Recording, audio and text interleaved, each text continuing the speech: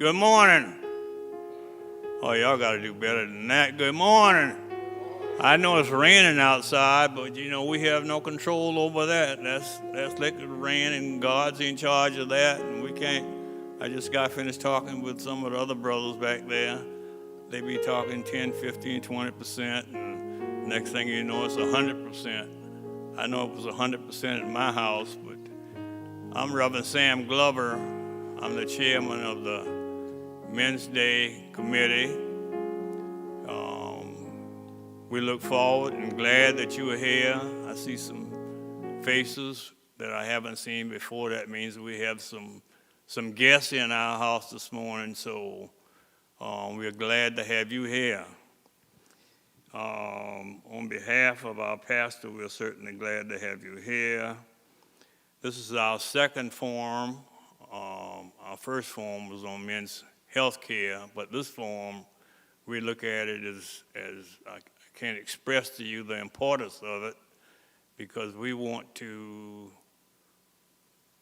educate those that may not have been paying attention to what we have going on. It's a political forum, and a political forum, you know what that's all about. You know what's been going on for the last couple of years from a political standpoint, and that's what we are going to be talking about this morning. The Men's Committee felt so elated that we were going to have this forum. We've been doing all kind of things to get, and your phone's probably been like mine, one email after the next, 11 to 1 today, that we were going to have this forum. So we are glad to have you here, and our goal is to try to inform you of things that you may not know reference this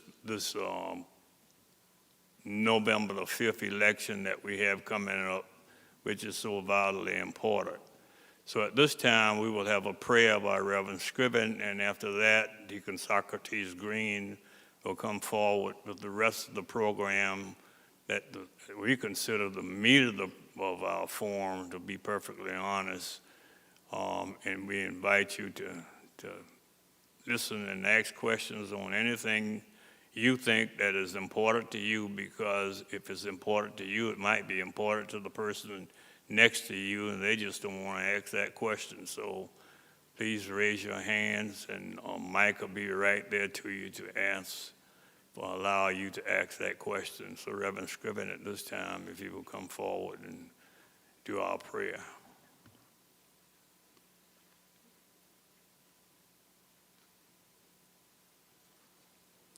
Let us pray. Dear God, we thank you for this day, and we are grateful for your many blessings. We are grateful for another day that you allow us to see and participate in. And then, Lord, we thank you for our pastor and our first lady and all the First Nazareth Baptist Church. For you are God who is gracious and merciful and kind, and that you are God who is our rock and our fortress and our strong tower. We are grateful for this political forum today. And Lord, we come to worship you and adore you, and thank you for the information that we will receive that will direct us as we go throughout this 2024 political year. And Lord, we give you all the praise and the honor, thanking you for the leadership of Reverend Glover and all of the Men's Day Committee who come together to do the work for your will and guide us and lead us as we look forward to September 15th of Men's Day. Lord, we thank you once again for your son, Jesus, who went to the cross but didn't stay there. Because he got up, we can get up. And we give you the praise. For we pray this prayer in your son, Jesus' name. We all say, amen.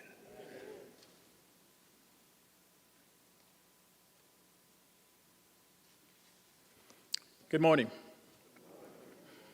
I am Socrates Green, and at this time, we'll have a brief presentation by Travis Alexander. He is the director of the Richland County Voter Registration and Election Office. So, Mr. Alexander.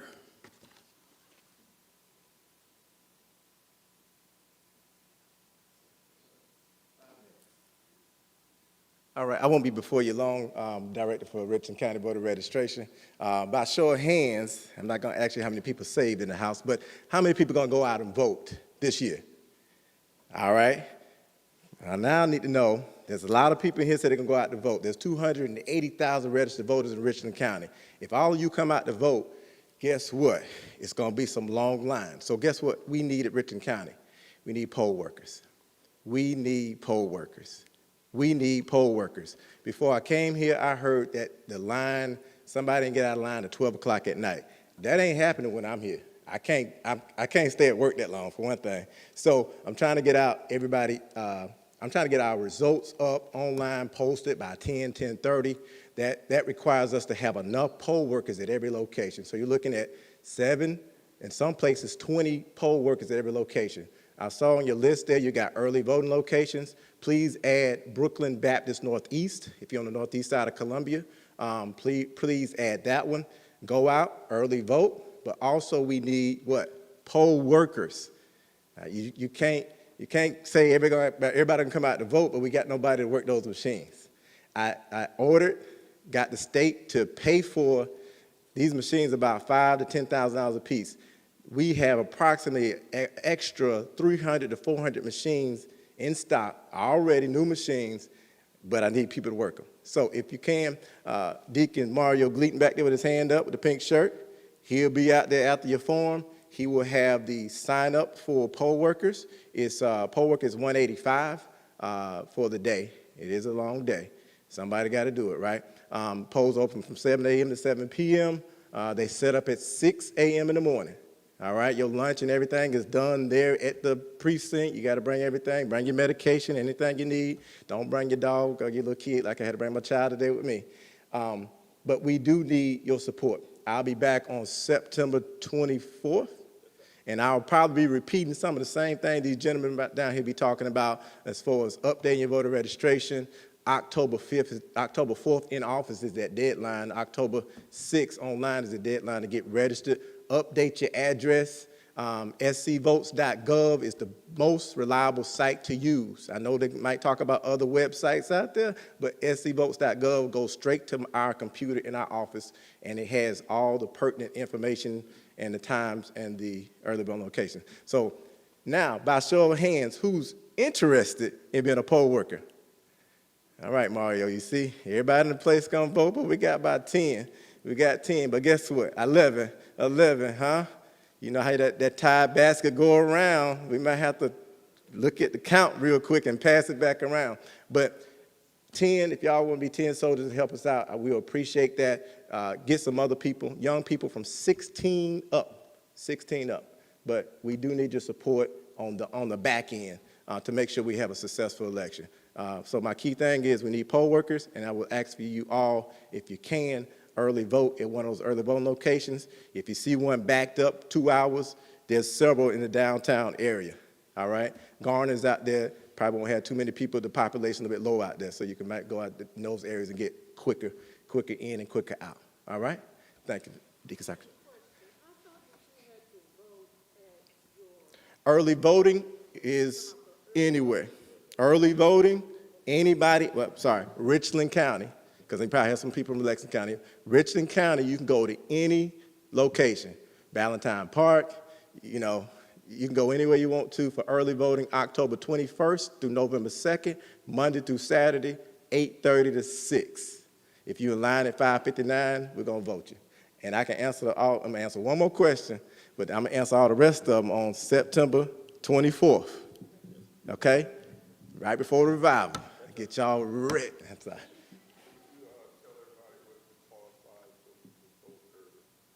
No, anything. Yep. A registered voter in Richland County. 18 or over, or you will be 18. Tell you young folks, if they're 18 on November 5th, they're 17 now, they need to register now. All right? You got to register 30 days prior. All right? So save your questions, write them down. I will do about a 30-minute segment before your revival on that Tuesday, and then I will be able to answer more specific questions, but I'm pretty sure you're probably going to answer it right here with these gentlemen right here. All right? Thank you.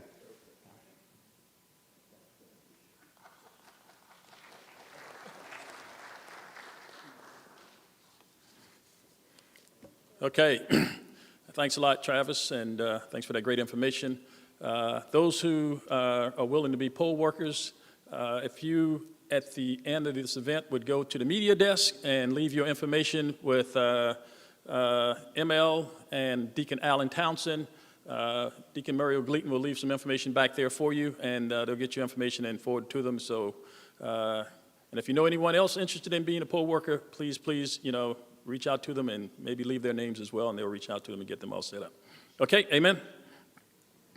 Okay, moving on to the next event. We have our speaker for Project 2025. We have none other than Carrie Dennison Elliott. She is a native of Georgetown, South Carolina, a very familiar place for me. She is also an award-winning research scholar, facilitator, and team builder. She is the founder and principal consultant of the Family Tree Research and Development Center, a consulting, training, and research organization. She holds 2 master's degrees and has completed work towards her doctoral degree. She's a Delta Sigma Theta member of the Richland County Alumni Chapter. She's also a former president of the League of Women Voters of Columbia area. She's also Richland Voter Registration and Election Office poll clerk, so you can see her by poll workers also, I guess. Carrie can be heard weekly as a co-host of the Urban Scene, South Carolina's oldest and longest-serving radio program. Her thorough knowledge of Project 2025, past, present, and future, has made her a sought-after speaker for those wanting to know more about this critical topic. And that's what we want to do today. We want to know more about Project 2025. If you have questions, feel free to ask your questions just raise your hand. We'll get a microphone to you. It's important that you wait for the microphone because this is also virtual, so we want to make sure the people in virtual land can hear your questions so that the answers will make sense.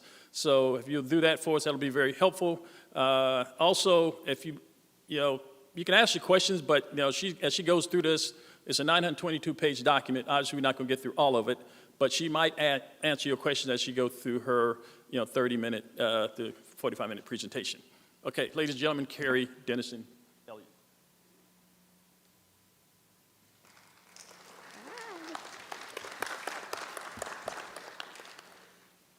Good morning, everyone. How's everybody doing? We have a good crowd out here. That's in the rain, too, so good. That's outstanding. Thank you, Mr. Green, for inviting me to be here to share today. This is something that is really concerning to me. And I think that anytime that I can go and share information about this, I feel as though I'm walking in my calling. And so I really thank you for this opportunity. Thank you. The pastor here, I thought you said, I want to make sure, hello to all the pastors in the house. I'm sorry if I didn't hear that. I was kind of zoned out. But I want to tell you that it is great to see our faith houses being involved and getting the word out about Project 2025 and returning to our roots in our community of our churches being the hubs where we actually got information, where we learned civic education. I know growing up in North Santee, down in Georgetown County, my involvement started at the church and it spread out from there. You learn to do other things in the community, but you start in the church. And so I'm really happy to have this happening today. So I want to start off with everybody. I want to see by show of hand. One, have you heard of Project 2025? Okay. Now, I like to be interactive when I have these presentations. And so I will ask questions, and you can yell out and stand on your feet and let me know. But somebody tell me something they've heard about Project 2025. Back here. Brother at the back, yes. Mm-hmm. James Palmer Jr., I've heard at least 2 things. One, being a recent retired, Army chaplain, it will have a significant impact on veterans benefits. And just yesterday, I was listening to a news program, and will also have a significant impact on the African American community. And you're absolutely right. We cannot take for granted that somehow or another we'll be exempt from the impact of this initiative. But I also want to tell you it's not something that we have to be afraid of. We just know we have to move. Yes, sir, over here to the right, to my right. I heard that the one thing that really bothers me is that if elected, he's going to replace all the federal workers. And these people who are professionals and know the job, he's going to get rid of them and put his own people in there. So that is a conversation. And we'll look at that when we're talking about dismantling the administrative state. That's a very important phrase, because that's when we talk about tearing down our federal government. We can go ahead and start the presentation. Yes, ma'am, while they're getting that up. Yes, I'm sorry, sir, I'm sorry. He's coming with the microphone.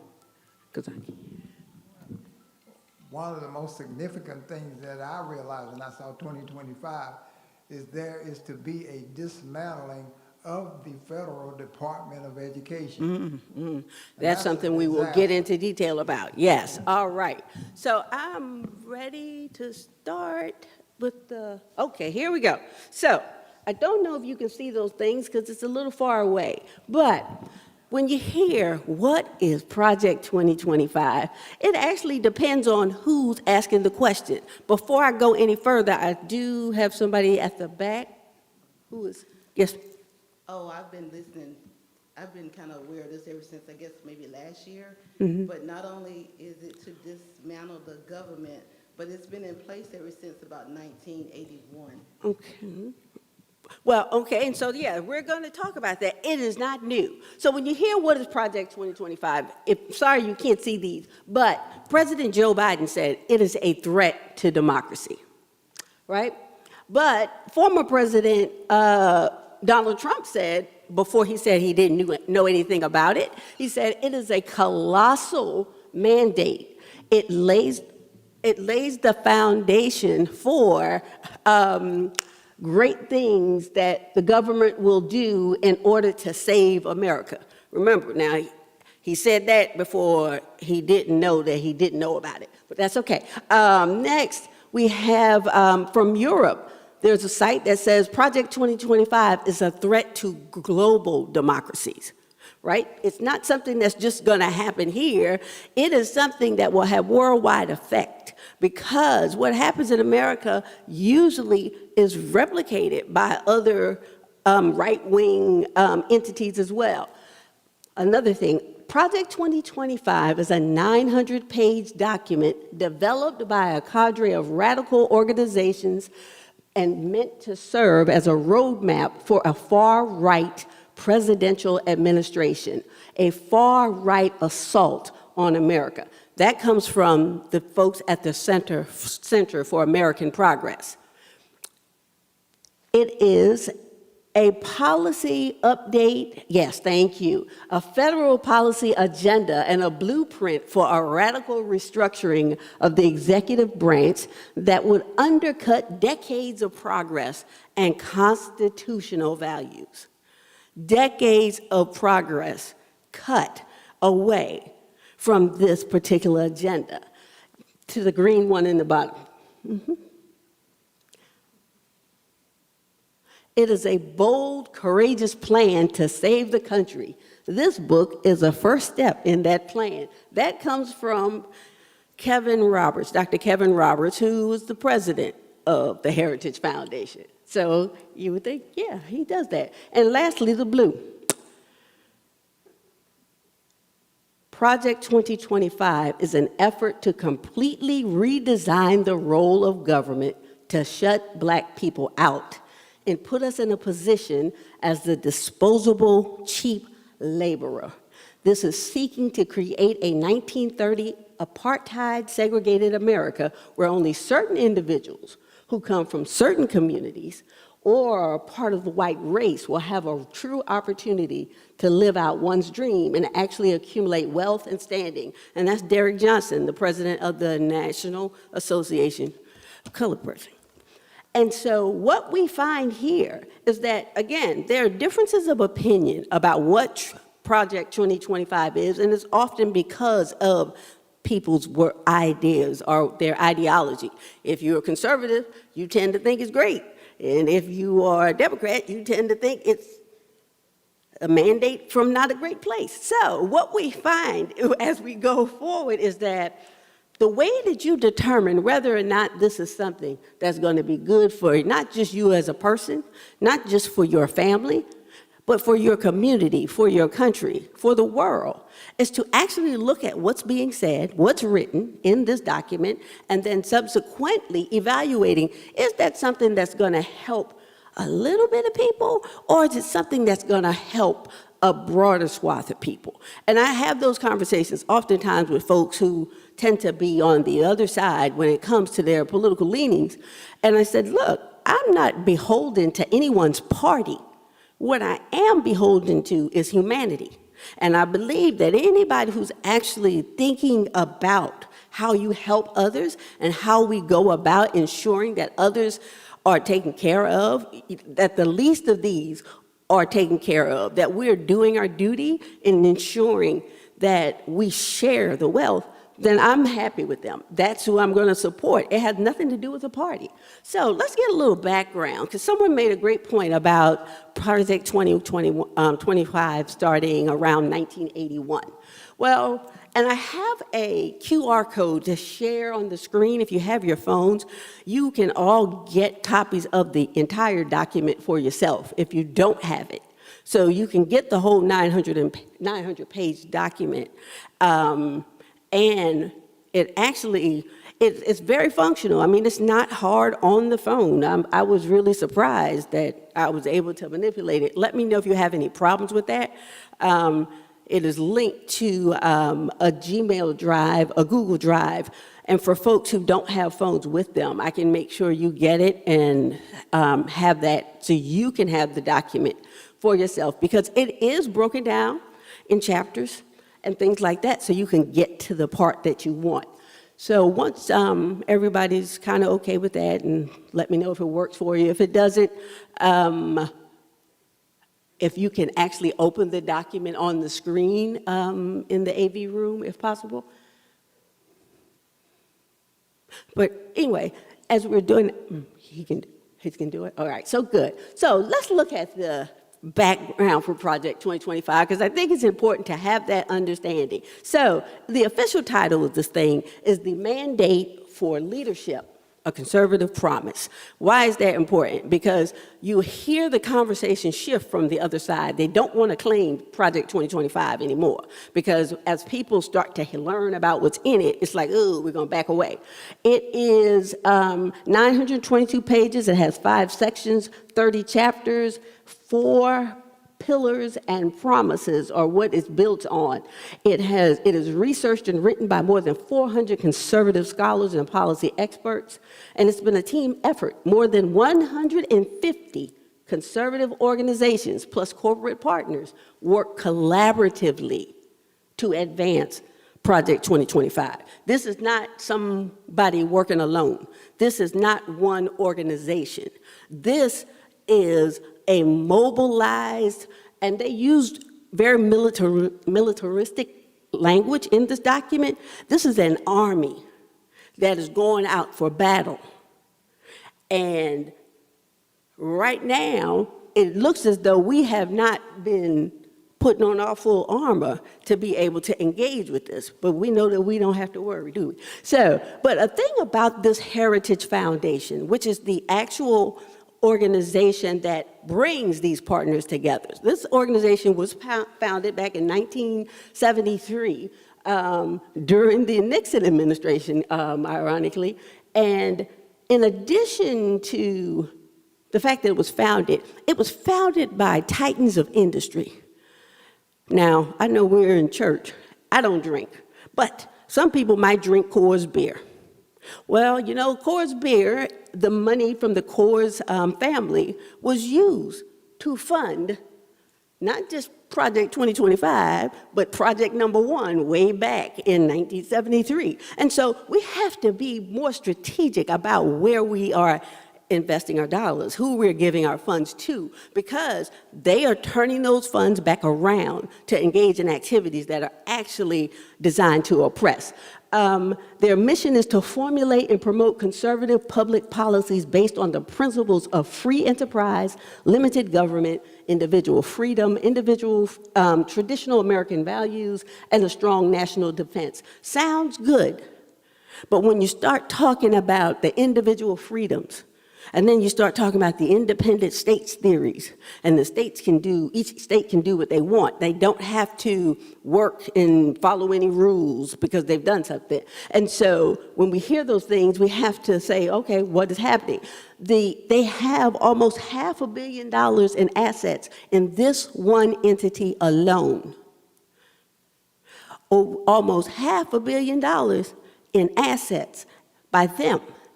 So the other 150 partners bring money too. And what do they do with that money? They pay folks to go and work the polls. They pay folks to go and knock doors.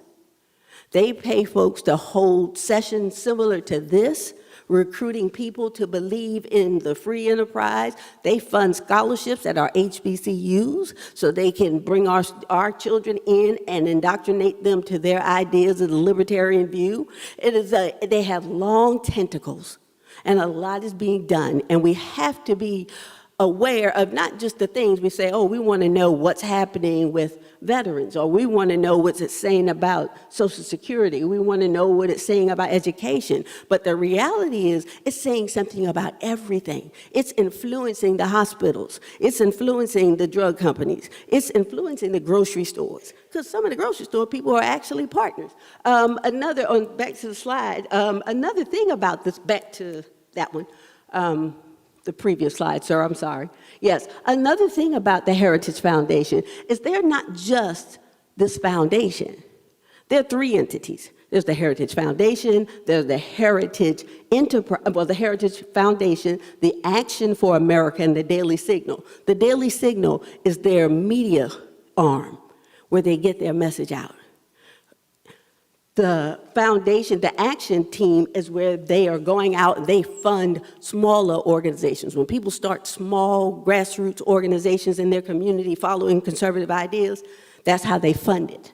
They also, this Mandate for Leadership project was first launched in 1979. Now, if you listen to me on the urban scene, you know that 1979 is yesterday for me, because I take this all the way back to Reconstruction, really with the Declaration of Independence, but with Reconstruction, with the Constitution, but with Reconstruction, there's been this concentrated effort to erase the contributions of those Reconstruction era African Americans who actually were elected to leadership and put together progressive ideas. They put together the most progressive state constitution you could have. They started public education.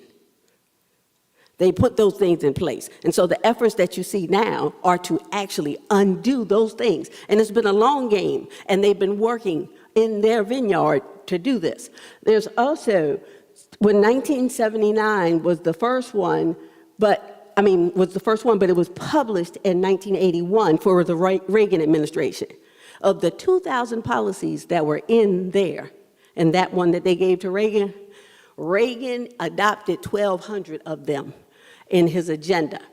Those policies continue to affect us today. Some of you might recall the air traffic controller strike, because it was an assault on public workers that Reagan did, and the idea behind it was to get rid of unions. The Heritage Foundation led that initiative because they don't believe in unions. They don't believe in workers' rights. Additionally, they also, when Reagan adopted, if you go to the next slide, it shows a little bit more of how we're continuing to be under this policy. Under this mandate. Next slide. Next slide. Thank you. No, so it's not there. So there's a list of actually all of the policies that we actually deal with today that are holdovers. Anybody know about No Child Left Behind? The Heritage Foundation backed smaller organizations that pushed to make sure, even though George Bush worked on a bipartisan team to do it, they still were tangentially involved with that. Anybody know what the Personal Responsibility and Work Opportunity Reconciliation Act is? It was called TANF, Welfare to Work, when welfare was reformed under Bill Clinton. It was actually from proposals that were sent forward from the Heritage Foundation. Oh, so it is here. Reagan's Strategic Defense Initiative. If any of my military people in here know that that has actually destabilized things because it actually got the U.S. involved in funding insurgencies. If it hadn't been doing it before, we move forward in that even more. We also have estate tax exemptions. This is that tax-free access to generational wealth you may have heard First Lady Michelle Obama talking about the other night at the DNC. But this is where it is. So wealthy children are coming up right now with generational wealth already set aside for them, and it's tax-free, while everybody else is fighting to try to come up. They've already set themselves up, and now they want to make sure that they raise taxes for the rest of us, and you'll see that as we get into the meat of the document. The deregulation of agencies such as mental health. So one of the things that some of their partners do is they really push for deregulation. Deregulation says, let the companies do what they want, let them make money. It doesn't matter if they pollute your backyard or your whole neighborhood and everybody is ill, let them do what they need to do. And, of course, the Iraq war, they actually were pushing for that intervention to go into Iraq, the first Iraq war. They were behind it, they funded it, and subsequently, because they had presented the policies, if you have elected officials who don't read what they're getting, this is what happens. All right, next slide should be the one. So the pillars and promises, and then there's going to be a link for you to open, pillars and promises of this thing. What they tell us is that the reason they have put Project 2025 together is because, first of all, they need to have a consensus view of how federal agencies must be organized and governed. So the idea is that these outside entities, these individual persons in their own personal roles with their own personal views, no more than those careers somebody said about the experts working in the federal government. And because they have decided they know more, they have said they needed to put something together to support the president so when he's ready day one to start dismantling what we call the administrative state. So he says the next pillar is that they will have a personnel database of people who are vetted and tested for loyalty so that they can serve the president. So the idea is that if I wanted to go and I applied and I did not pass the loyalty test, maybe they found something I had on Facebook where I was saying, you're an idiot. Then what happens here is that I would not be able to work for the federal government. But this is my country. That's not democratic. And the fact that folks are okay that this is even printed is something we need to be up in arm about. Next pillar is they also have a presidential administrative training academy. We don't have time, but I have videos where they are teaching people how to be conservative to work in the federal government. Because there's really a way that they say, because the idea is that they put their people in and they get into positions of authority so that they can actually change and help to bring about the demise of the administrative state. That they can work from within to undermine what's being, and change the policies and rules. And lastly, there is the playbook. Now, they've hidden the playbook, but it's what's supposed to be on January 20, 2025 at noon, when the president takes the oath, when he says, when she says, so help me God, that's when they are supposed to move and take action. Think about that. Just think about that. They have printed, when they utter the phrase, "So help me God," that's when you move. It's scary and it's maddening, because you see the blaspheme, but then you think about the depth of the evil that would be engaging in such activities. So next, we want to go on and we see the next slide. All right, and there are 4 promises. So here's where we start to get into this, and you can ask your questions about the different pieces. The first promise, they say, is they want to restore the family as the centerpiece of American life and protect our children. That is a noble idea, isn't it? That's what we want. Everybody wants to protect our children. Everybody wants our families whole. But I'm going to tell you, if you're a young man and you don't like your baby mama, this agenda says that either you marry her or your child goes to foster care. Now, for the young lady, and it can be vice versa, you know, because I believe anybody can be problematic. But for the young lady, if it was a relationship where domestic violence existed, that does not matter. There's counseling for that, according to the document. You can go and get family counseling. You can get marriage, couples therapy, but you're going to be married because we're going to get rid of child support.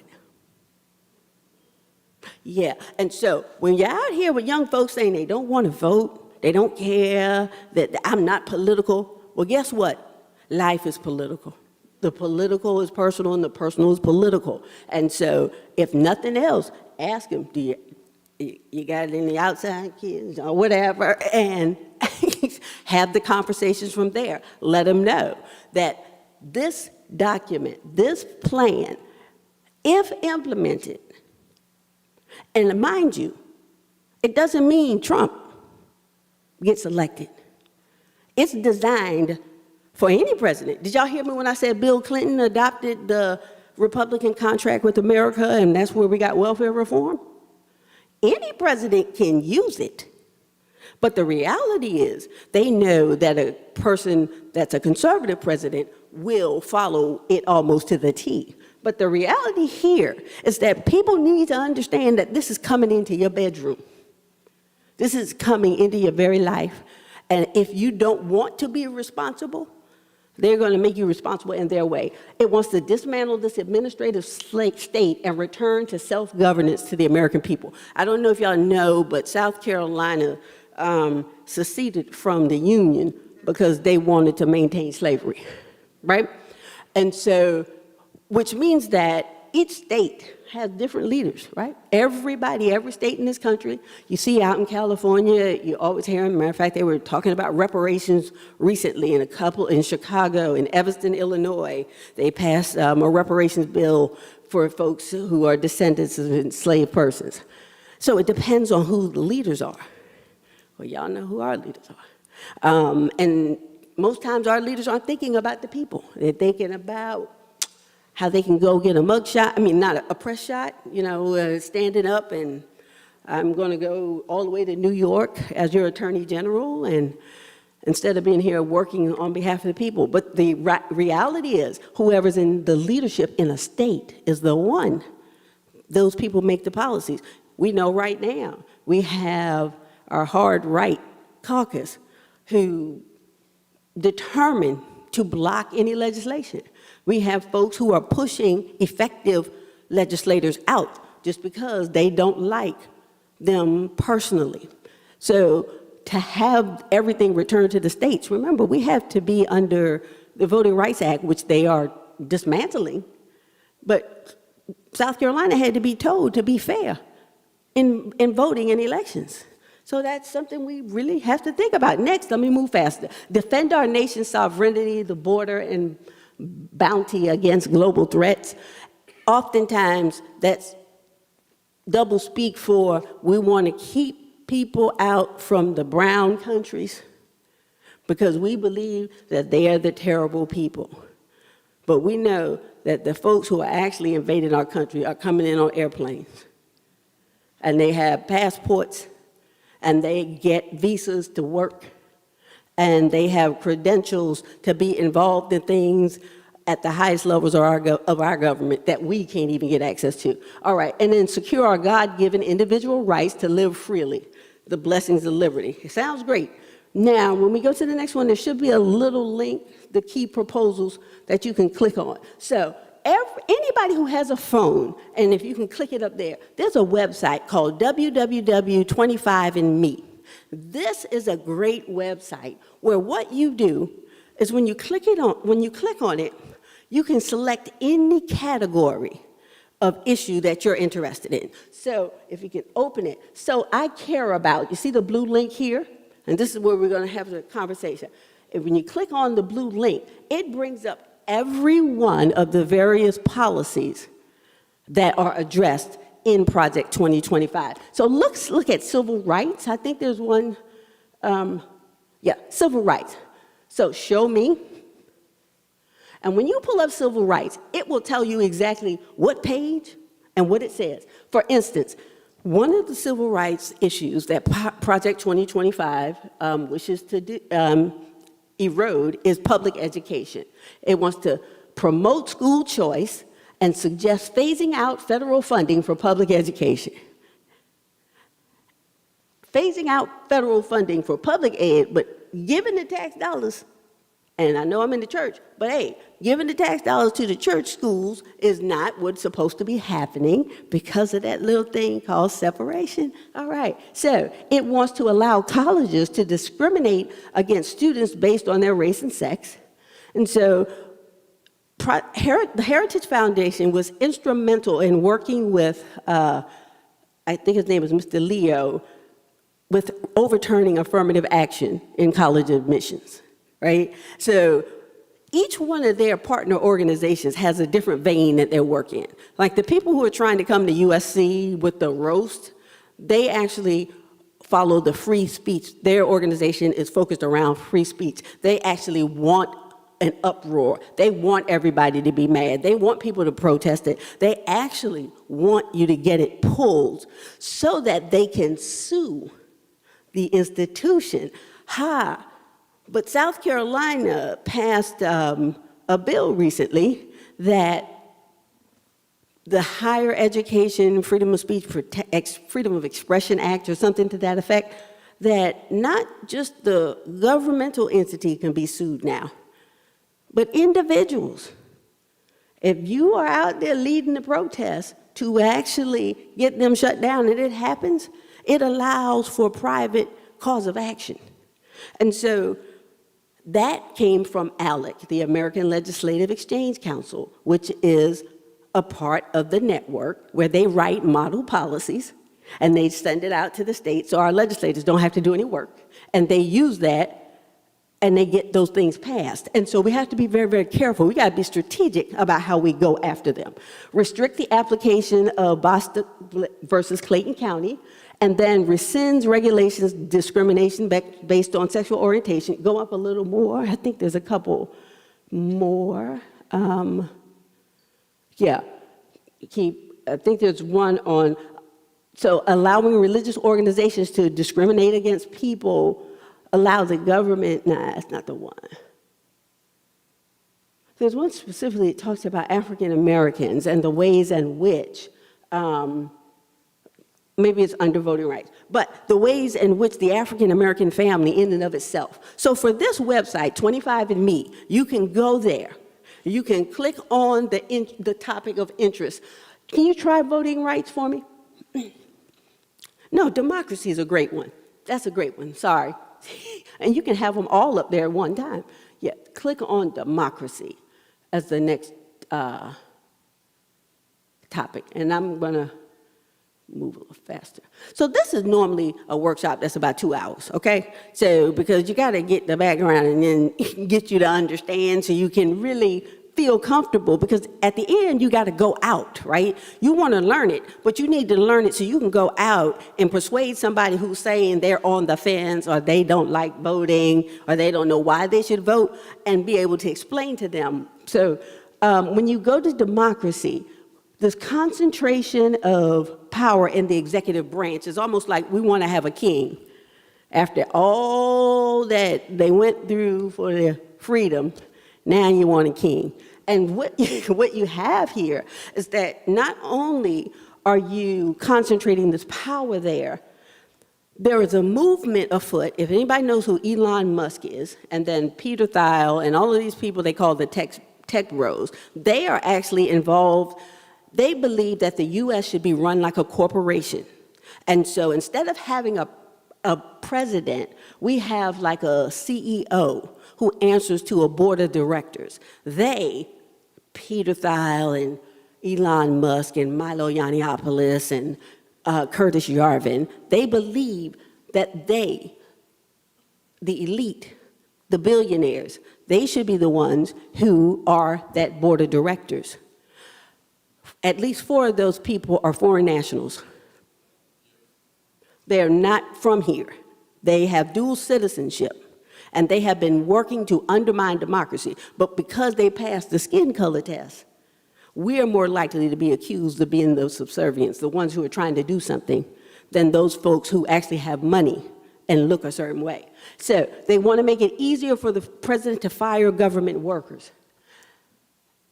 Civil service work is one of the avenues in which the African American community actually was able to move up in terms of social mobility. Getting a good civil service job, be it the post office, and you see how they've been dismantling that. That's a part of making sure people can't vote. But it was a way in which African Americans came up. Any avenues that have helped us, be it education, be it voting, be it employment, be it unions, they are shutting it down. Because at the end of the day, Project 2025 is built on 3 things: white supremacy, white Christian nationalism, not Jesus, white Christian nationalism, and the idea that this is a nation that belongs to them, and anybody who does not meet their criteria should not be here. So when you hear people use the phrase, the largest domestic deportation program in history, be careful, because you don't know who these people are going to try to deport. And let's just keep it real, because they're calling for a constitutional convention. That's another piece of this. This is another reason we got to get people out to vote, because if they get the necessary people to call for a constitutional convention and make any amendments to that constitution, they could literally make it so we never vote again, as Trump told the Christians. I mean, there are real threats that we have to be aware of. And lastly, if you look at, tell me, somebody wants a topic pulled up, anybody go back to the topic list, you can just click on each one and it should erase those. All right, so looking at the topics, you see drug prices. Again, the Biden-Harris administration just did a great thing of negotiating. And, you know, if you're a diabetic, $35 for your insulin and things of that nature, they want all of those things to go away. They are working on it, they want it, because Big Pharma is a property. Yes, go ahead. Sister Elliott, there was something that might have been skipped a few things back, but I wanted to know how the Supreme Court comes to play in all of this, if you'll speak on that, please. So definitely, that is a great question. So the Supreme Court, so we have 3 branches of government. We have the executive, we have the legislative, and we have the judicial. They are supposed to be separate, but they are checks and balances to keep each one in line. You already hear they want to make the president, they want to expand his privilege. For the Supreme Court, what they have been doing ever since, yeah, they've been doing it for a good now. But even with the Reagan administration, Reagan did get to place some judges. But what they do is from the local courts on up to the Supreme Court, they are stacking the judiciary with that, remember that personnel database we talked about? People who meet their particular conservative ideology. They've been putting them on the bench, the federal bench. So these are lifetime appointments. So this is why when former President Trump had the opportunity to appoint people, he appointed 3 justices with lifetime appointments. I think Amy Coney Barrett is younger than I. I'm 53, and I think she's younger than I am. And so for years, generations now, decades, she will be influencing and making decisions. They went before the Supreme Court, went before the Senate when they were confirmed, and they said one thing, that I will not do this. I believe something is precedent. We don't have to worry about it. It should be that it's established law. They turned right around and undid those very things that they claimed that they would not touch. And so the reality is the court is so powerful, because what the court deems, when the court says the president is immune, that means something. And so when the court says affirmative action no more, that means a whole lot. And when the court says, I'm going to go ahead and take my yacht rides and this kind of thing, but you have to follow every rule to the T, it sets off things in our country where it just demoralizes and people don't even believe in their court anymore. So anybody want to pick a topic and get more information about it? Somebody at the back. If you go back to the topic list, please.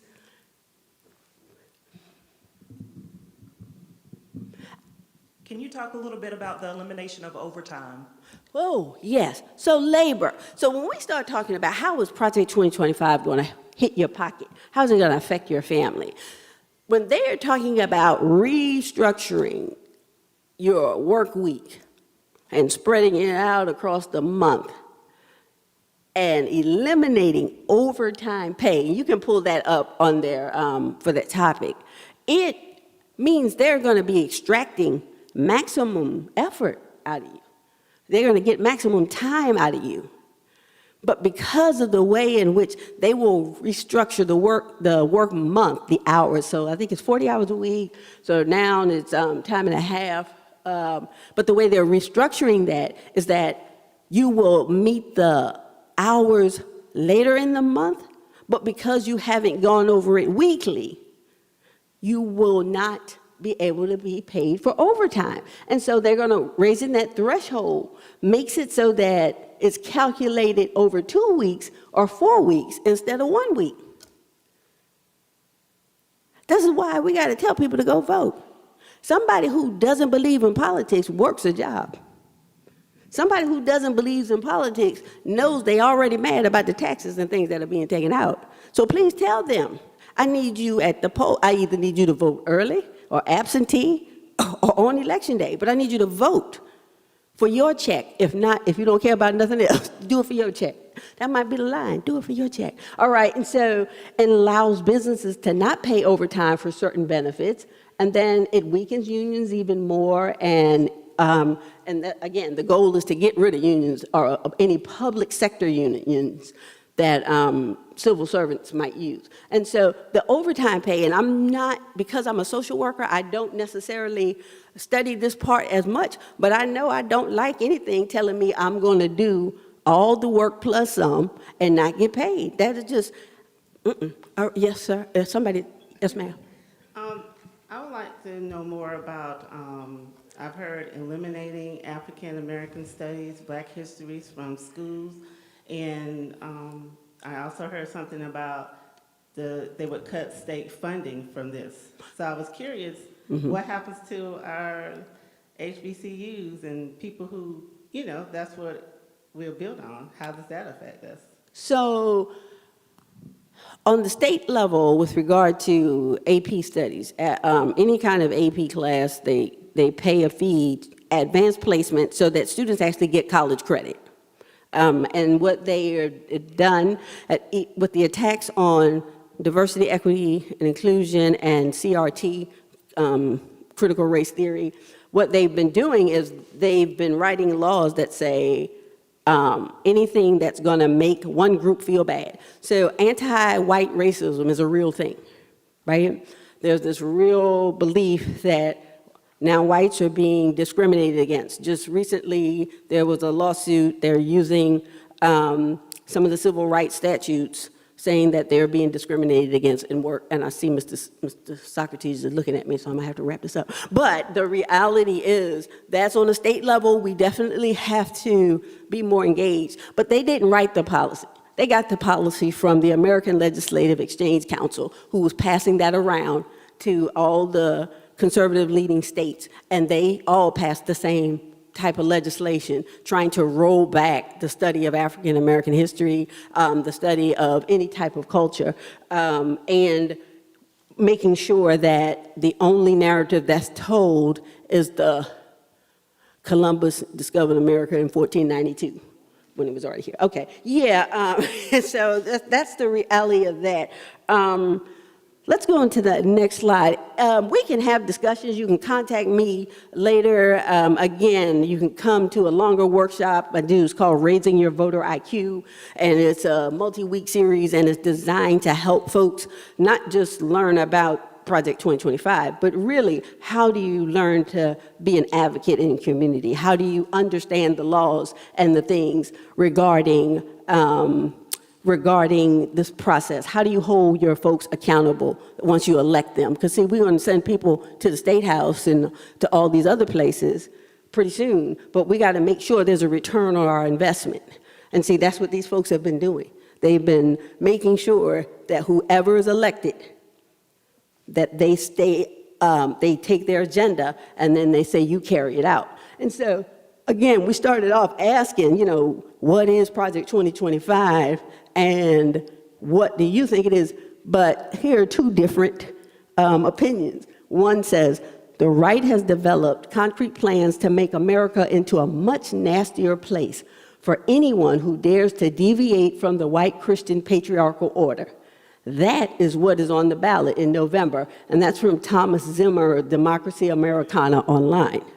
The other one says, the left has spent millions fear-mongering about Project 2025 because they're terrified of losing their power, and they should be. Project 2025 offers a menu of solutions to the border crisis, inflation, a stagnant economy, and rampant crime. It shows how we can take on China, fix our schools, and support families.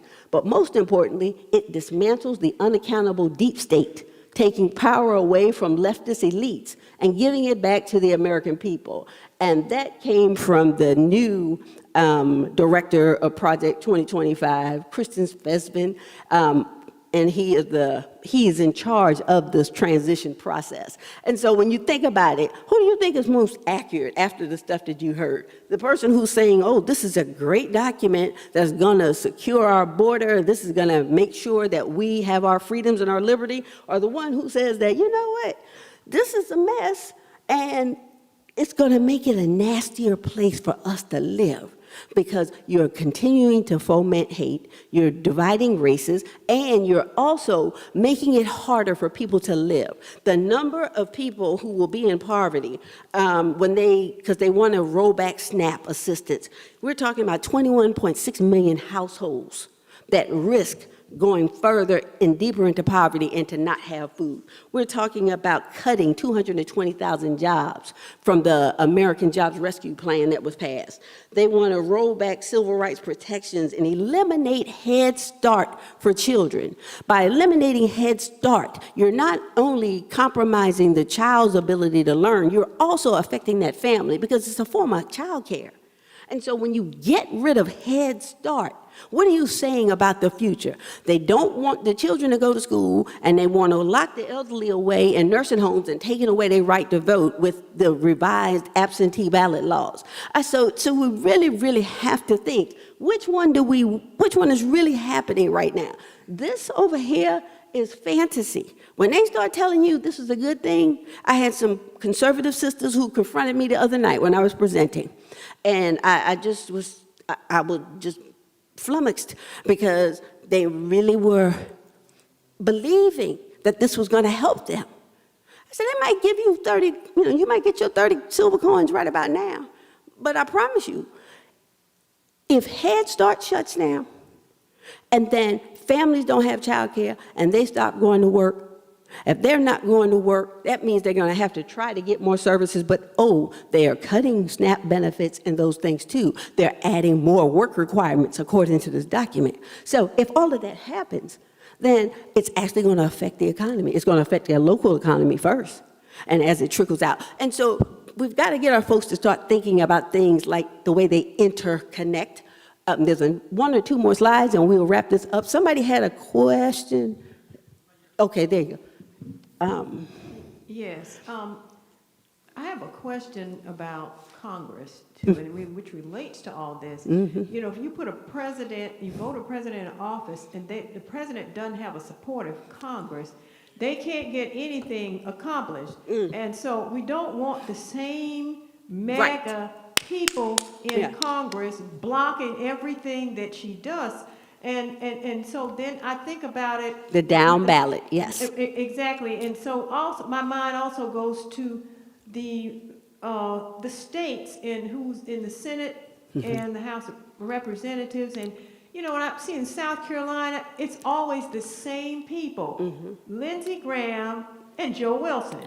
And I don't care who's running against them, somehow they always get in office. And I had an issue that I sent to Joe Wilson, because he's the representative, he's the only one I could talk. The only thing I got back from him was an email about his advertisement for his office. Yeah. That's what I got from his team, about a question that I had. So I think that, you know, we have to be concerned about who we send up there to Congress. Thank you. And so you're exactly right. And who gets sent to Congress is based on who turns out to vote. And that's the issue. When we can have elections where we have less than 30% of the people actually participating, what this means is that the other side, if they just turn out 31%, they're going to win. But in actuality, when you look at the data, you'll see 70 and 75%, which I think is amazing, but that's okay. You see these high turnout numbers, and ours are deplorable. Or people, because again, part of what's been done in our country over the years is to convince people that voting doesn't matter.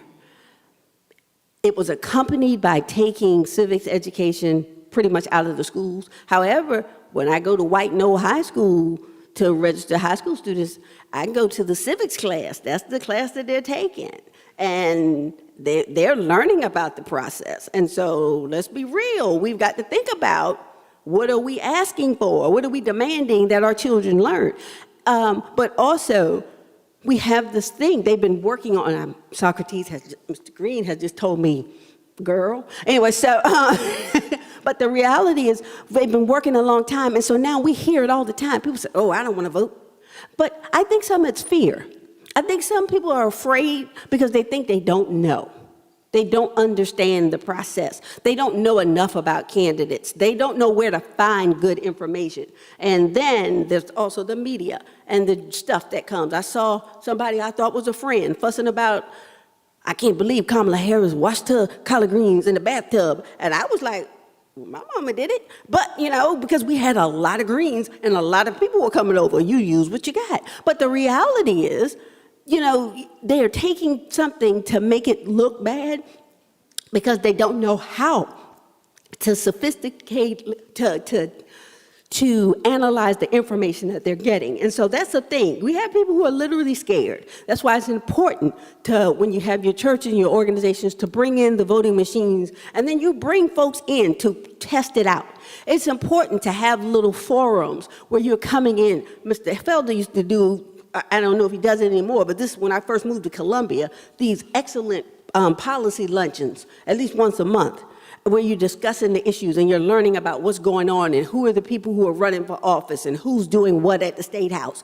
We've got to get back to, that's a more important conversation for us than Risa Tisa and her 52 or 900 and something slides on what's it called, TikTok or whatever. We've got to be more concerned about the things that actually affect our lives, as opposed to the things that make us feel good. My actual slogan that I use is vote your future, not your feelings. We can't afford to be in our feelings and trying to decide if a person who has told us they don't like us, and if he could take out a full-page ad and get all of us put in jail, he'd be a happy camper, versus somebody who, at the very least, will tell you, I know why the cage bird sings, and I understand it, and I'm going to try to help and get it free, right? And so if they know your story, if they know your struggle, and they got people around that just might be able to help you get access, vote that way. Don't vote for somebody who you know is going to shut the door as soon as they get your vote. That's the reality. We've got to get our people out there. So to wrap up, Mr. Felder is going to talk about voting, but I'm going to say vote Project 2025. Take these things with you. One, there's a website where you can go and you can pull information. Number two, you have access to the full document. If you don't, my contact information is right there. You can get it. You contact me. I'll email it directly to you. Number three, don't be afraid to walk around with voter registration materials in your car. There are a number of organizations where you can get it from. I know Miss Deborah Breedlove right here is calling people. She wants some postcards written yesterday. Y'all need to get it done. But you want to talk to people. Take a handful to the store. The corner stores, they let me, if I ask them, here, you can put something right there for people to pick up. Hold events that are engaging, that'll bring young people in especially. Bring them in, feed them, and then talk to them. I'm going to be at Westwood High School on the 27th, I think it is, with at least 85 students who will be 18 by election day, so therefore they are eligible to vote. I'm going to be there talking to them about, look, Project 2025 even has an impact on people who design video games. If you are in that business and you are working in a contract capacity or you are developing your technologies, they are putting it in place that you don't own your intellectual technology, and they are going to tax you more than the millionaires. And so telling them, yeah, this is you, this impacts you. But remember, 2025 is just the year. This has been going on for decades, and they are not going to stop. I don't know about you, but I've never known the devil to give up when he thinks he got somebody on the ropes. And that's exactly what's going on, folks. So thank you. I'm sorry it took so long, but, oh, there's somebody, yes. Sorry. I just wanted to add to what you said. Our young people, we got to meet them where they are with their face in these screens. Yeah. We must do that. If we don't, we just not gonna get to them. And I'm a poll worker, and I believe in voting, but we got to get to these young people and meet them where they are with their face in these screens, and it can get their attention. But we gotta. Sometimes when they open up that screen and look at it, we got to have our face in there for them to look at. But we got to get to them. Right. And I challenge all of you. You know, there's a young man on Facebook, somebody shared, and he talks about, he had done a video, a song, a rap song before about why he didn't vote. You know, he was adamant about it because he felt as though it didn't matter. The same people get elected. He didn't understand his power, but he now has a new rap, and he's talking about the three branches of government, and he's talking about the impact of not voting on the African-American community. I mean, it is a brilliant display. This is somebody we need to invest in, bring him in, have him go to the schools or be on a tour or something, or have an event where you're bringing him in for the kids, and we can do lock-ins or whatever, and really engaging and having kids coming up with their raps so that they can go spread the word to the kids that are not there. But we've got to get creative about how we're going to go about meeting them where they are and then bringing them to where they need to be. And so, again, my contact information is there. Thank you all so much, and have a great weekend. And I'm so excited.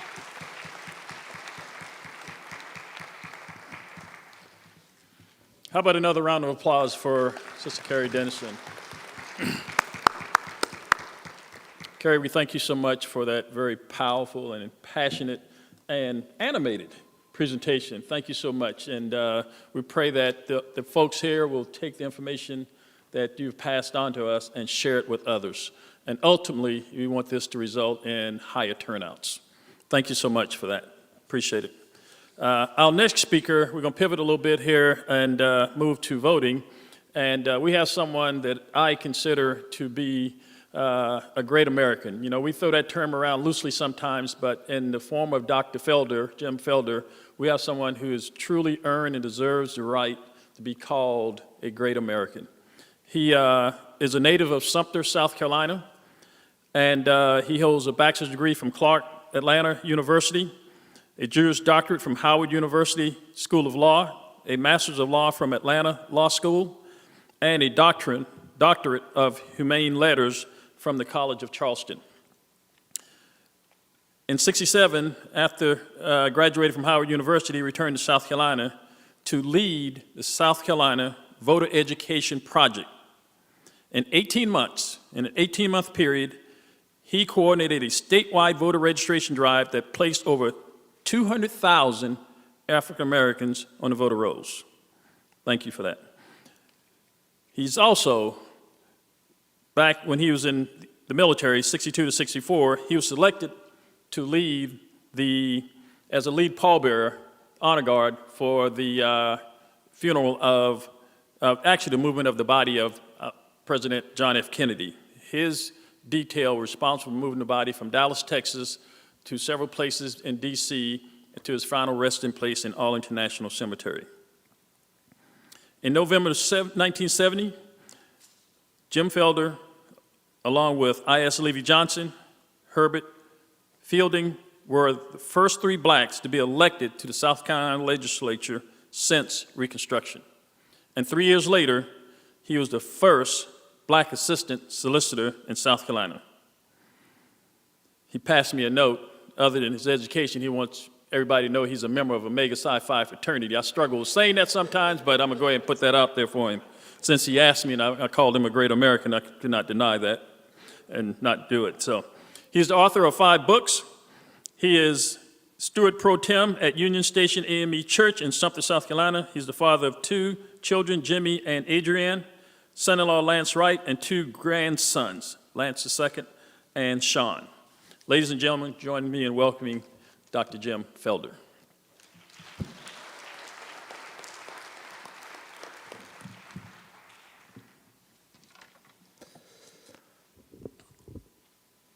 As the milk cow said to the farmer on a cold, frosty morning, "Thank you for that warm hand." You may not be old enough to remember that. Good afternoon. I'm delighted to be here. And now that you know what Project 2025 is all about, we need to gear up and get ready to vote so that it does not happen. But first, I think a little history is necessary about our participation in the voting process. You know what happened during Reconstruction? There was that 10-year period that W.E.B. Du Bois called the Mystic Years. It's when black men served in legislatures throughout the South and in the U.S. Congress. That lasted for 10 years, and then there was a deal cut in 1876 for the election of president. The white Southerners, who were all Democrats at that time, decided to go with Rutherford B. Hayes of Ohio because he promised he would take the troops out of the South and let the Democrats, Wade Hampton and his crowd, go back to business as usual before Reconstruction. So we lost everything. All those black legislators who'd served in the legislature. A reporter was traveling through the South, and he came to Columbia, visited the State House, and he wrote, he said, "I visited the State House in Columbia, South Carolina, and the majority of the House of Representatives were black. The Speaker of the House was black. The chairman of the Ways and Means Committee was black. The chairman of the Judiciary Committee was black. And the chaplain was coal, C-O-A-L, black. That's how we controlled things for 10 years. And then it all stripped away from us with the re-election of 1876. And then a case called Plessy versus Ferguson in 1896 put a nail in our coffin. And we went back into sub-slavery. And that lasted until 1964, when the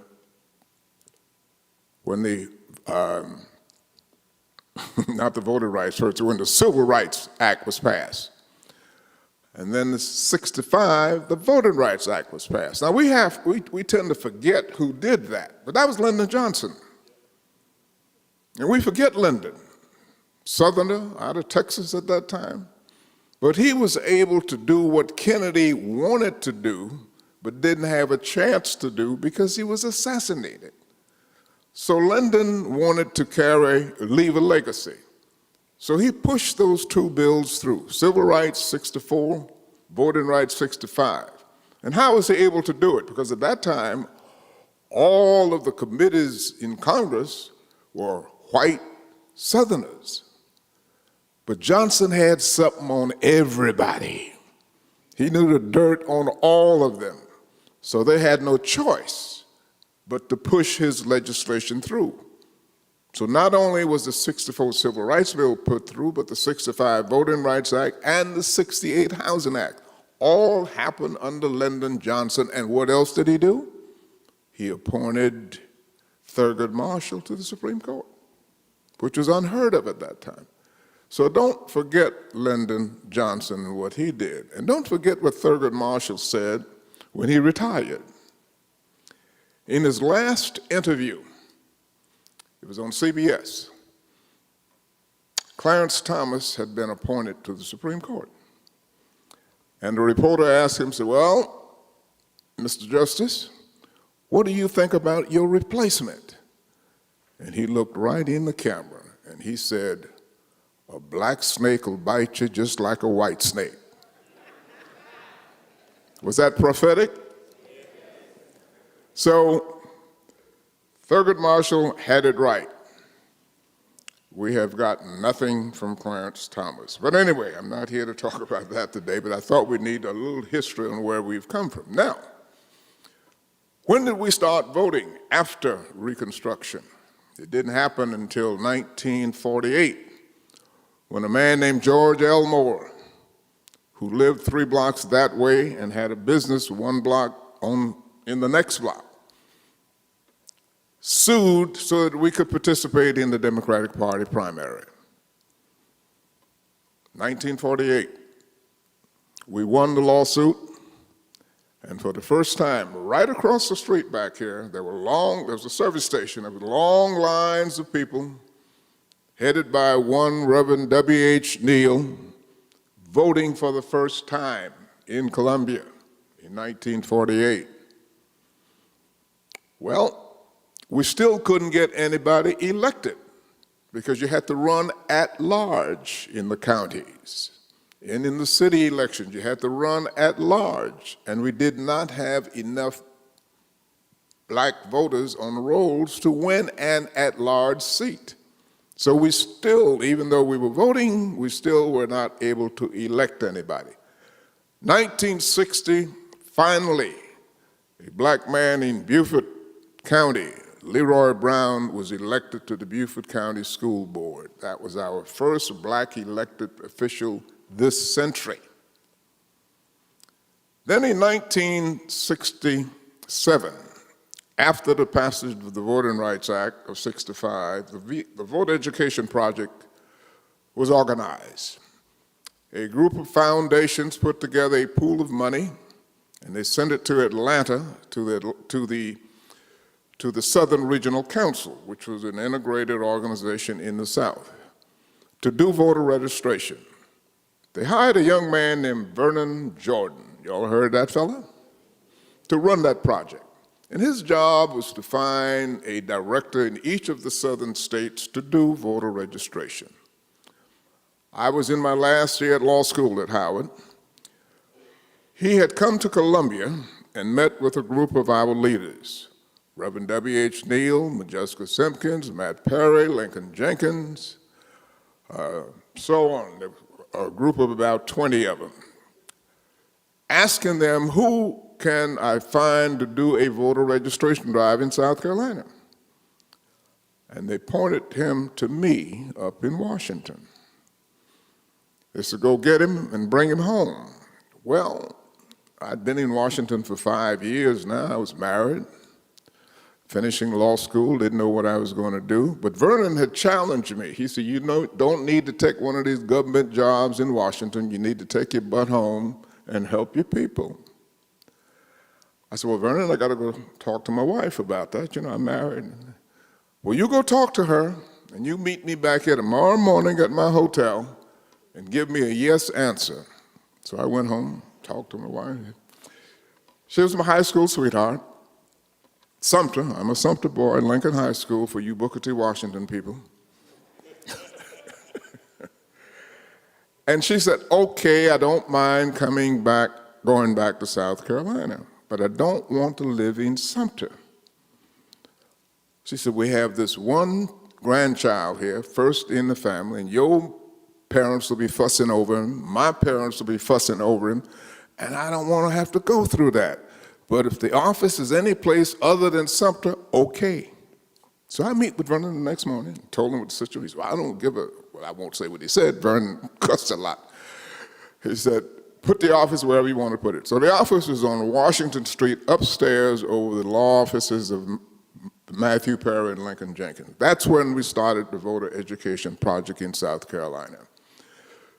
In my introduction, he indicated we were able to register 200,000 black folk in an 18-month period. Yes, we did that in coordination with the NAACP and other civil rights groups throughout the state. Strom Thurmond used to say he couldn't say Negro. He would always say the Negroes, the Negroes, the Negroes. After we registered 100,000 black voters, old Strom all of a sudden learned how to say Negro. We registered 150,000. Strom Thurmond was sending out letters, my dear black constituents, can I be of service to you? We got to 200,000, and Strom Thurmond was the first of any of the Southern congresspersons to hire a black staffer. And that person was Tom Moss out of Orangeburg. Tom worked for Strom for 30 years. And if you wanted something done as a constituent, you didn't call Holland's office, you called Strom Thurmond's office. And Strom would sick Tom Moss on the problem, and the problem would be taken care of. Two examples of what happened. Benedict got into some financial issues with the federal government. They called Strom Thurmond's office. Tom Moss went over, met with the Benedict people to find out what the problem was, reported back to Strom, and all of a sudden, the problem just went away. Morris College, 1974, was about to close. Lund Richardson had just taken over the job as president of Morris College in 1974. He called Tom Moss, told him what the problem was. Tom told Strom Thurmond they had an IRS problem, owed internal revenue $300,000. They were about to padlock their doors. All of a sudden, the lien just went away. Those were the kind of services Strom provided. Strom understood the power of the vote. Now, the other thing the old rascal did, when Floyd Spence was the congressman from Lexington for this district, for the 2nd Congressional District, 1974, Matthew Perry decided to run against Floyd Spence. It was a close race. Matt didn't win, but it was too close for Strom. So what did he do? He took Matthew out of the way. he made him a federal judge in the Military Court of Appeals. The old boy was clever, but he understood the vote. Later on, when Jimmy Carter became president, he appointed Matthew Perry to the Federal District Court, which is a lifetime appointment. The military court was only a 15-year appointment. Matthew was the first black federal judge in the South. Jimmy Carter appointed 22 black federal judges on the same day in 1977. We don't know that or we forget that, but Carter was a good president even though he had to leave early. But again, I'm talking about the power of the vote. So anyway, today we have 1 million black registered voters in South Carolina. 1 million. We have gone from that 8 black elected officials that we had back in 1960 to now today there are 928 black elected officials in this state. Everybody from school board up to the U.S. Senate, to the U.S. Senate with Tim Scott. I'm not so sure about him, but anyway. He is a senator anyway. So what we have to do now, we have the vote, we have elected officials, but we're not turning out our people. Where are they? We did some research at the Voter Education Project with my assistant, Dr. Adrian Butler, who is here with me today. And we found out that there are over 300,000 black registered voters who live in public housing or apartments. Apartment dwellers tend not vote. They move around a lot, so the voter registration card is obsolete. I won't say it's obsolete, but they can't vote where they thought they were voting for before. So we found the need to concentrate on that population, the apartment dwellers. That population is what we need to concentrate on. And we've begun already. We've met with the Columbia Housing Authority. They're on board. We will be having seminars and meetings in those complexes. A lot of people don't vote because they don't know who the candidates are. They say all this publicity on TV, but that doesn't mean anything to them. Nobody tells them who these people are. So we are going into these apartment complexes to do voter education, voter information, explaining the process. And I think we can do better, we will do better than the 54% that are turning out to vote. Now, that's all. But it's the same thing in the white community. They're only turning out at 54% also. So if we want to turn South Carolina blue or purple, we can do it. Jamie Harrison did a heck of a job. Raised more money than any candidate ever before, $100 million. He lost the election by 60,000 votes against Lindsey Graham. Why? 400,000 of us stayed home. A shame. 400,000 of us stayed home. Now, when Obama ran in 2008, we had the highest turnout ever in this country, in this state. 76% turned out, and he won. Then after that, we started backsliding, not going to the polls anymore. But now, if this election this year doesn't turn you on, then you need to leave this country and go somewhere else. We have a chance here now to turn things around, and we're not going back. So you have, every one of you should have this little handout. Let's talk about this for a minute.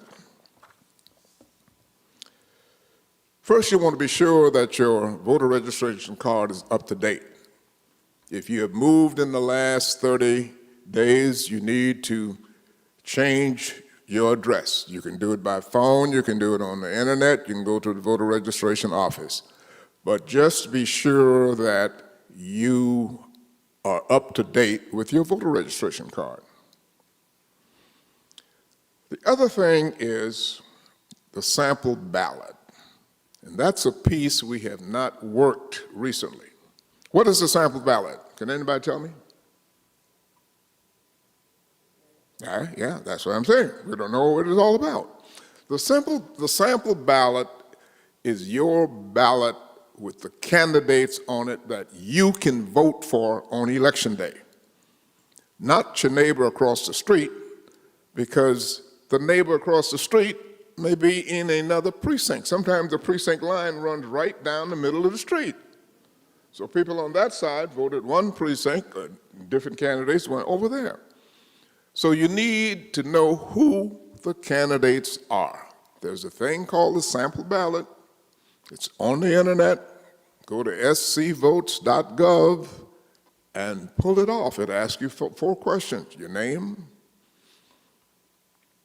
your birth date, the last four of your Social Security, and you click, and your sample ballot will come up.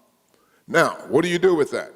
I don't know these people. So you call your friend, your neighbor, your fraternity brother, you call your preacher. Who are these candidates on my ballot? Can you help me out here? Who should I vote for?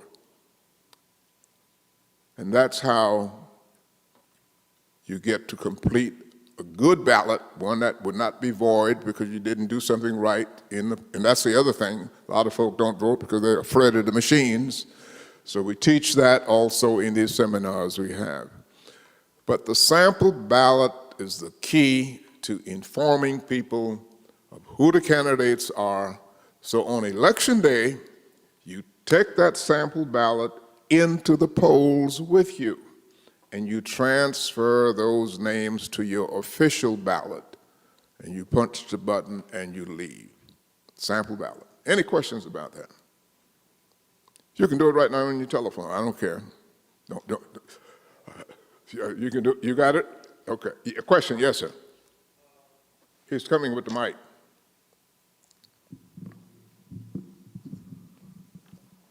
I'm thinking that that sample ballot should have where the person can vote at too, the precinct that they can vote. Yes, sir. And then they will know right then where they're qualified to vote at. Yep.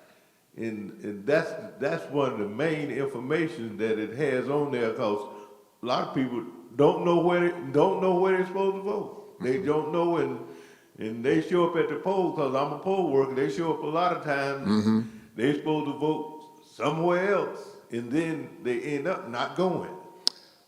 You're absolutely right. On that sample ballot is your voter precinct and the address of it. But to avoid that, you want to vote early. And you eliminate all of these guest situations. You want to vote early. You can vote at 7 locations in Columbia starting October 21st. Don't care where you live. You can go to any of them, any of these early voting stations, and cast your ballot. But now on election day, you have to go to the precinct that you are registered for.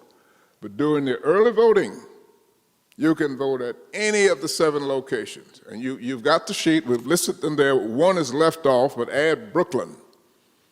Add Brooklyn also. Second? Northeast, all right, I'm sorry, making sure it's Brooklyn Northeast is a location as well. So you have 7 locations that you can visit Monday through Saturday from the 21st of October till November 7. 7 locations to vote early. Any questions about the early voting? Got a question over here, yes. He's coming with the mic. It might rain on election day. Might snow in November, who knows? So you don't want to take that chance.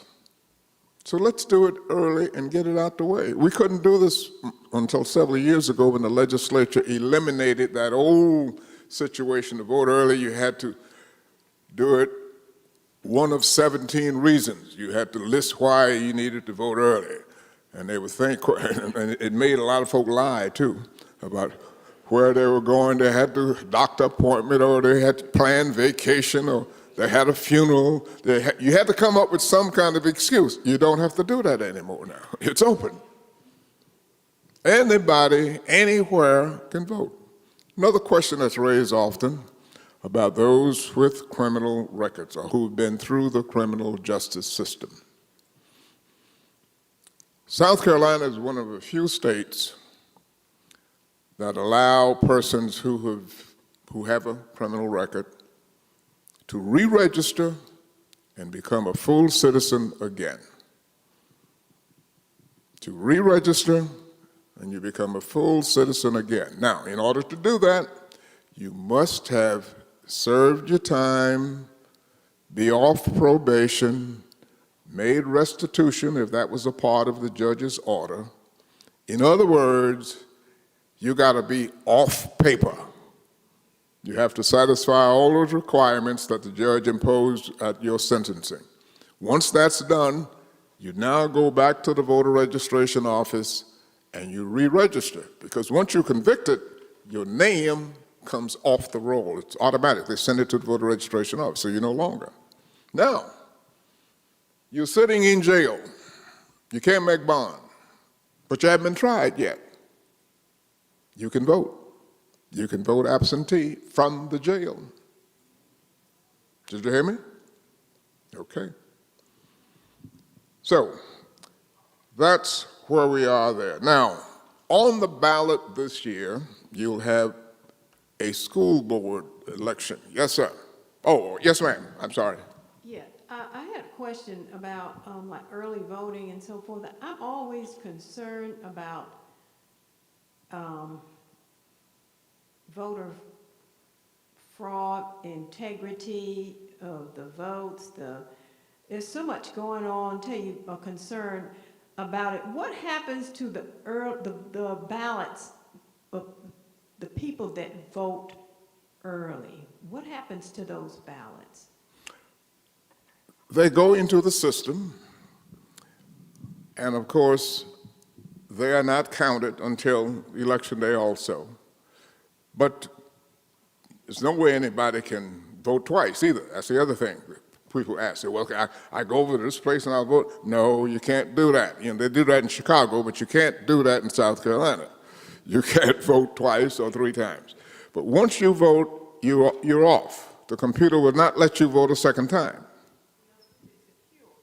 Are those ballots secure until the day of Yes, the yes, election? ma'am. Yes, ma'am. That's what They're locked up. They're locked up.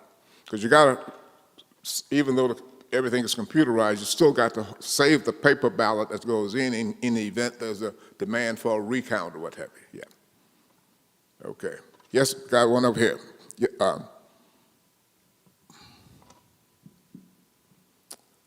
Ms. Breedlove.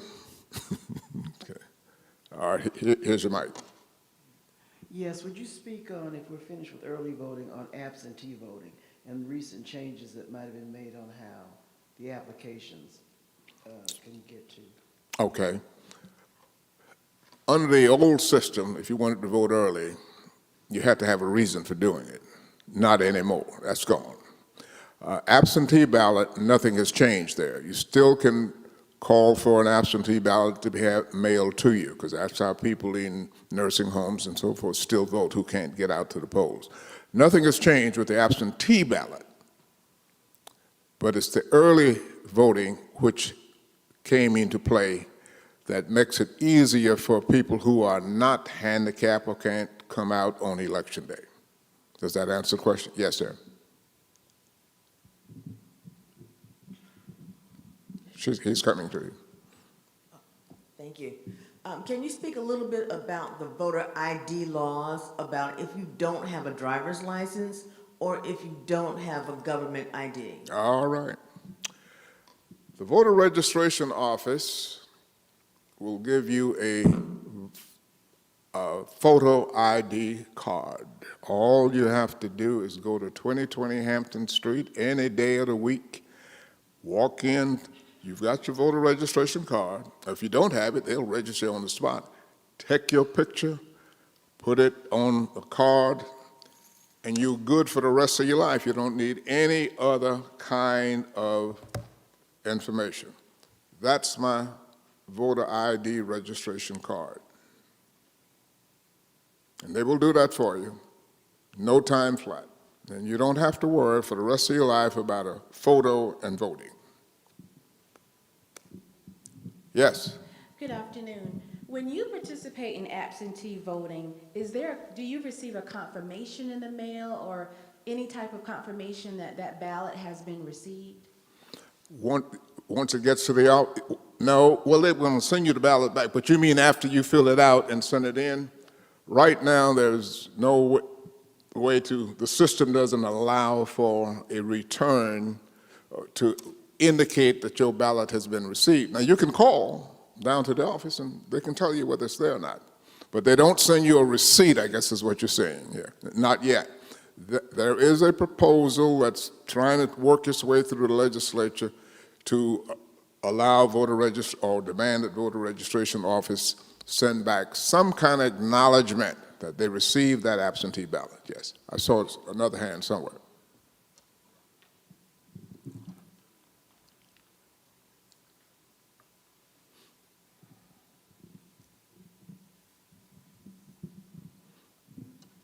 Yes. Good evening.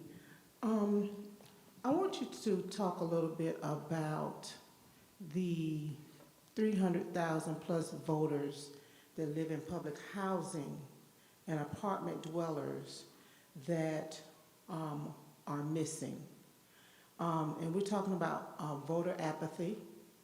We're talking about, I'm really concerned when you talked about how people live on one side of the street, maybe in one district, and on the other side of the street or in another district. Yep. I want to hear about that, and I want to hear about the importance.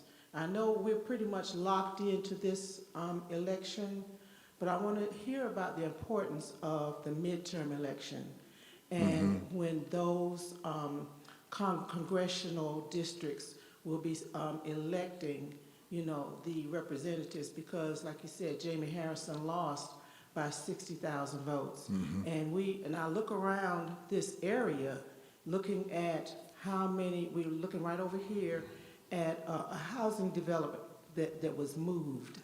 We're looking at Saxon Homes. We're looking at Allen Benedict Court, Gonzales Gardens. You know, these were families that were moved, you know, right before that election. And so, you know, I would like to hear, you know, a little bit more about how we can get our younger people stirred up, how we can get people who live in apartments, you know, how we can get them, you know, a little bit more stirred up and, you know, erase this voter apathy that we have.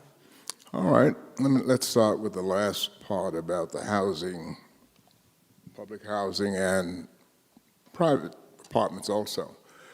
Our study and research indicate to us the turnout is not there in that population. Apathetic, I don't know, it's just uninformed. They just have not been a part of the political process. So that's why we have to do more voter education, voter information, working with them directly. We got to take it to them. You can't expect people who have not been a part of the political process to just show up one day. You got to encourage, you got to nurture them. So we are going to them. A lot of people move. You mentioned Gonzales Garden. People are moving back in there already. Are you aware of that? Even though they haven't completed it yet, but people are already moving back into Gonzales Garden. And you've got new apartment complexes all over Columbia where we are. And so those are the ones that we have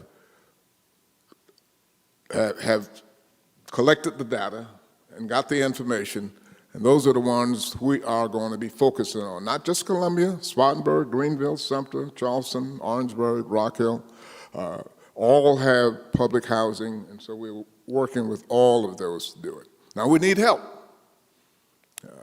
I'm not a paid employee.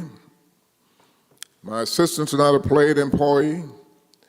We volunteer because we know that this is something that needs to happen. Voting is in my blood, it's in my DNA. You know, I've been doing it for a long time. And I thought I was going to retire. But with this election, I had to come out of retirement because this election is too important. And we can do this.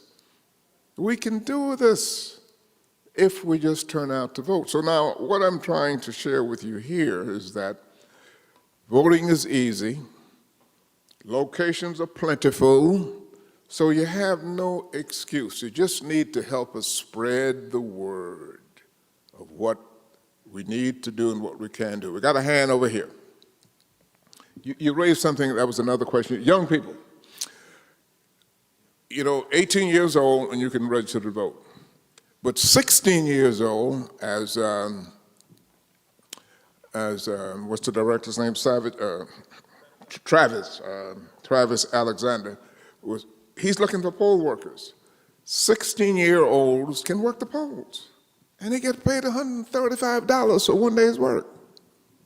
So we need to encourage those young people who can't even vote at least to come and work. Now, the other thing about young people, and that's why we're trying to get a lot of them involved with us. If a young person knocks on somebody's door, they're more than likely to open it. But if it's an adult and they look out, they don't know who that person is, they're not going to open the door, particularly if you got literature in your hand about voting. But if it's a young person, they will do it. And young people can shame old people into going out to the polls. So that's the other part that young folk can play. I saw a hand somewhere. There. You got one over here? Okay. Oh. Yeah, my question is, again, is about the ballot and the various bills that could be on ballots. You know, sometimes with bills that are on ballots, you have to read them 4 times to... I'm getting to that. Oh, okay. Yeah, I'm getting to that. All right, the question she raised about bills, referendums that may be on the ballot, and there will be at least one on the ballot this year. The school board elections, as I indicated earlier, are not partisan. So when you finish with the upper part of the ballot, the partisan part, the Republican, the Democrat, you got to go to the end of that ballot to vote on school board members. Richland District 2 has 3 seats that are going to be up. 3. There are 11 people running for those 3 seats.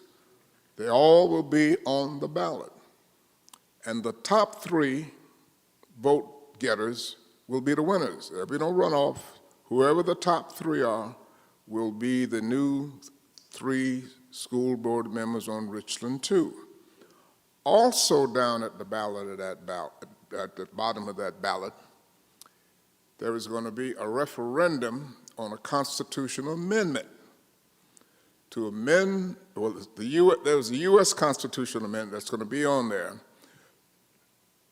to determine whether or not non-citizens can vote in this country, whether non-citizens can vote. What they're doing, because the Hispanic population has grown so much, there are more of them here now than us.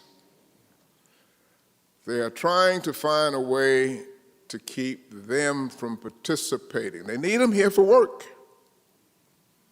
They need them here for work. The peach growers and the chicken people, they need them here for work. But they don't want them to vote.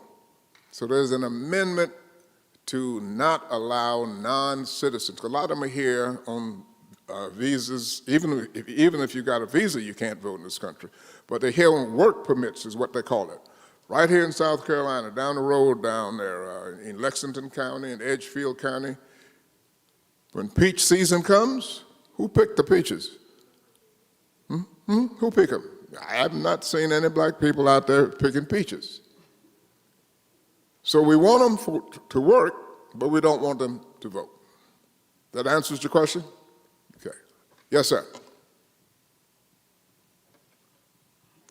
Where? Okay. I just wanted to say I heard that there's a way to find out how the candidates feel on certain issues. If you go to vote411.org, the League of Women's Voters kind of like got something where you can see how they, respond to certain questions. League of Women Voters does a great job, and they make available great information. All right, there's one more here. What are you telling me? My time is running out. Gosh, I didn't realize it was going. Okay, we're going to take one more question. Well, two, since his hand was up, and then you, okay. Yes, parents and grandparents, we miss opportunities. We fail to discuss soul salvation, family wealth and distribution, and current political affairs. Get on the ball. You're right. You're right.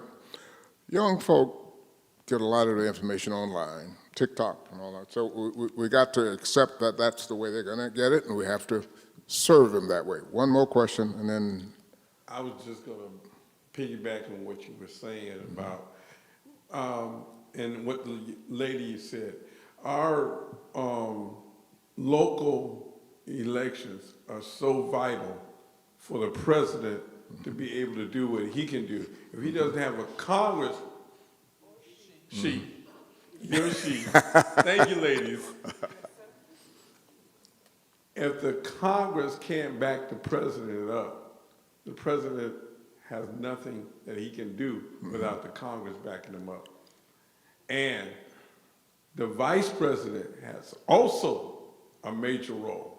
As we know that President Trump was trying to evict his from doing his duty. So we have to realize and understand how government works. And we need to educate ourselves more about civic responsibility and education on how our local and national government works. The other thing I wanted to say is, and this gentleman alluded to it, if we have high school voting age children in our household, we need to jump on that right away. We're right there with them as parents to influence them. Thank you so much. This, and I'm going to leave you. I've got to be in Florence at 3 o'clock. I'm in a Baptist church, and the Baptist denominations believe in pure democracy. Baptists vote their pastor in, and Baptists vote their pastors out. Great, great sense of democracy. I'm an AME. They send me a pastor I don't want, I can't do anything about it. The bishop has the last word. So my point is, my Baptist friends, you all keep doing what you're doing, and all will be well. Thank you.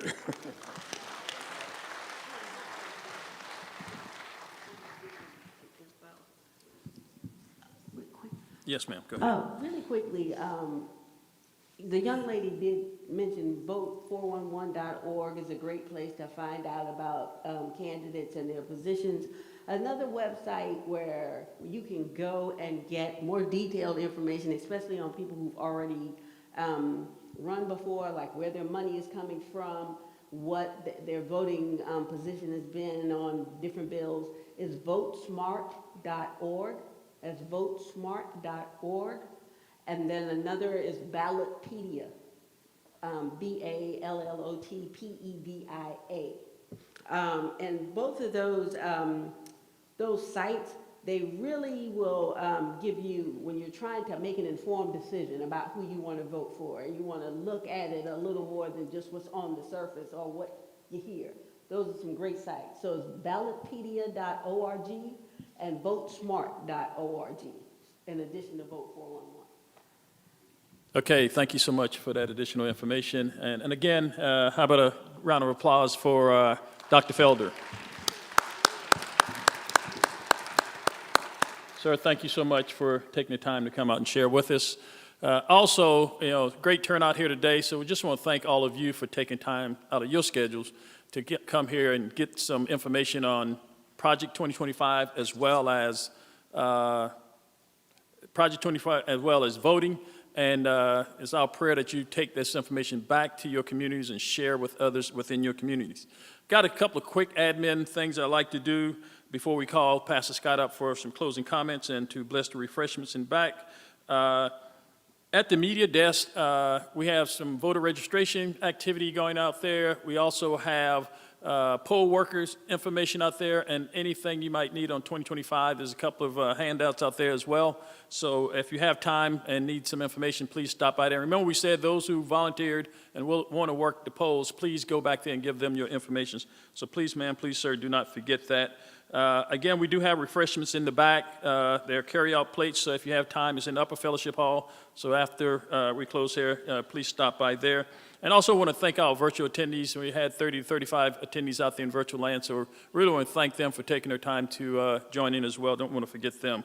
And so thank you so much. At this time, we'll turn the podium over to Reverend Scott as he's making his way here. I think they want us to take a quick picture before he does his comments. Is that right? Okay. All right. We can do that.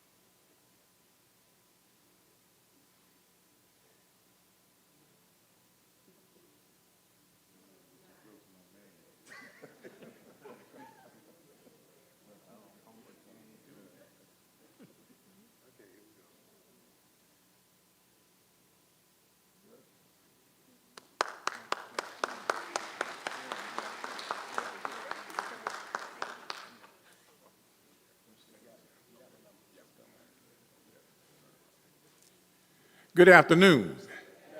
We certainly greet you in the marvelous name of Jesus our Christ, and we acknowledge his presence. And we're certainly thankful for the privilege and opportunity to gather together in this assembly. I think that it has been a very informative gathering, and we want to thank our Get Out the Vote committee chaired by Deacon Socrates Green, and the Men's Day effort chaired by Reverend Sam Glover, as well as the committee persons who championed together to pull it all together so that it will be what it has been today. It is certainly incumbent upon us, and we've heard Vice President Harris and others say that we can't let the momentum drop. And therefore, what we are doing now is something that we have to continue to do all the way up until, November the 6th, that we cast our vote. And it came to me that as we are gathering together, that the challenge is that those who need to be encouraged aren't here. The ones who need to be encouraged are those who are outside of our domain, and therefore we rally together in these kind of gatherings and on Sunday mornings and we talk about it, but the footwork has to be done beyond this immediate vicinity. So we want to thank the voter, what is it, Project 2025? 900 pages. Amen. But we got a little more knowledge about it now. And certainly Dr. Felder, the only thing I disagreed with him on talking about voting the pastor out. He was right about democracy of voting the pastor in. But I think God has something to do with it somewhere. Can I get a witness? You all excuse me. I thought I would throw that in. But certainly it has been a delightful gathering, and we again say thank you so much to everyone, all who are here and those who work to make it come to be what it has been. All hearts and minds are clear? All right. May we bow together. God, we thank you for this time of gathering and this occasion for which we are focusing on that will come in the very near future. We ask that you would give us the impetus to drive forward and press toward the mark for the prize that's going to be ours. It is very incumbent upon us to be involved in the process, and we thank you. Now, as we're getting ready to transition from our gathering to refreshment, we ask that you would bless that which has been prepared for the refreshment, and bless us so that as we shall partake, that we will always be mindful of how blessed we are to have both something to eat and an appetite to eat it with. We ask now that you would dismiss us from here, but never from your presence. Provide for us transitioning so that we will be able to arrive and do all to your glory, your honor, and your praise. In the marvelous name of Jesus, our Christ, your servant's prayer. Amen.